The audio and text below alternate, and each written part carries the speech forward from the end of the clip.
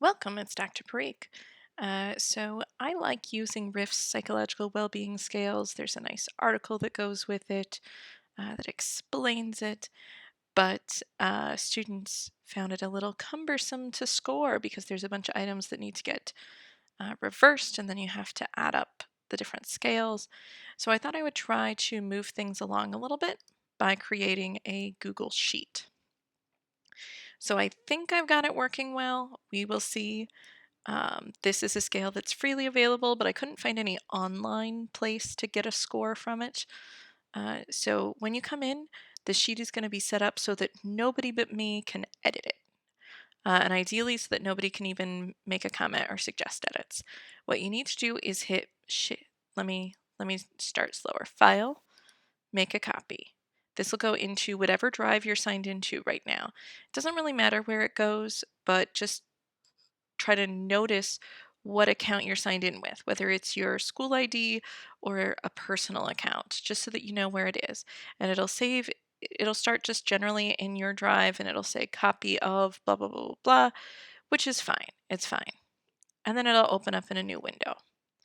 I have mine that I already took, and you can see there are these black columns, D, E, and H have a lot of black on them, and that is so that you don't get distracted while you're filling it out. So when you're reading it, and you may notice originally the lines are a little longer. When I was taking it, I found it easier to shorten them a little bit. So it's up to you, whatever's easiest for your reading. You can make it bigger, you can zoom in, you can do whatever you want. Just don't do much over here in these boxes. Yeah, that should be fine. I got nervous. So when you go through, respond to each question. 1 equals strongly agree to 6 or I'm sorry, 1 is strongly disagree, 6 is strongly agree. So go through, there's 42 of them. It takes a few minutes. It's not an hour, but it's not 30 seconds either. I would say probably 5 to 10 minutes, depending on your speed. You want to come in here and say reset the fill color. So it's this little bucket of paint, reset fill color. And actually, you don't need to do that. I'm just showing you behind the scenes. This is taking care of, it's noticing which items get recoded. And a recode means that a 1 is now a 6, a 2 is now a 5, a 3 is now a 4, and the opposite. So some of them are worded negatively. And so it either takes the score at face value as it is, or it recodes it for you. And then there's just if you're curious, you can see in here it's taking an absolute value of the item minus 7. That's the trick I found online for doing it. I'm very grateful to whoever wrote that because I was going to do it a much more complicated way. So it either recodes it or takes the straight score. And then over here, our scores are taken from this coded or straight version. So we actually don't need to unhide that. That's just because I don't want you to be influenced while you go through by noticing that something made your score do something. So I want you to be able to have the fewest distractions possible while you are completing this. And then over here, you can get your scores. And you can see for this, the focus is kind of on what are your strengths. You don't need to necessarily get super worried.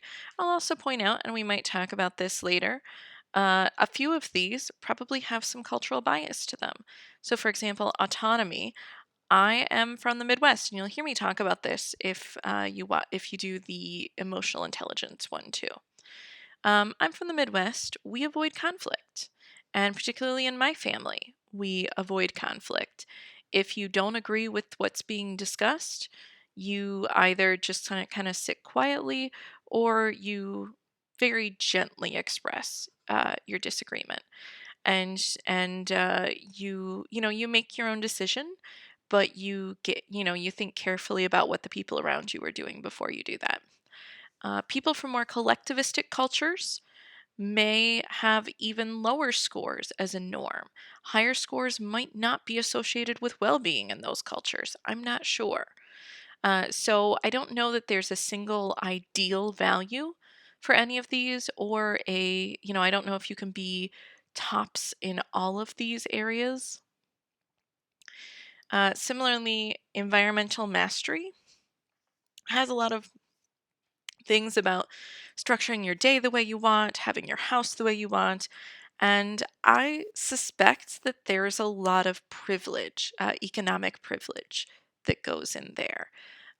Because I recently not recently, a year and a half ago, we purchased a home and we're in the process of settling in. And it's really nice because when I make a change to something, like we put up a little built in drying rack for small things next to the dryer, and I didn't have to worry about whether we would get in trouble for attaching something to the wall. And I know we're probably going to be here for a while. So I'm willing to invest more time and money in improvements because I know that I get to benefit from them for a while. I have a kid, and having the right balance of home and work and alone time and kid time and partner time, those are all difficult. And the more money and more job power we have, the easier those situations are to navigate.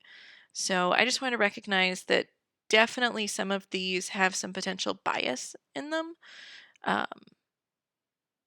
But overall, I think but it's also worthwhile to think about that, to think about, am I as autonomous as I want to be?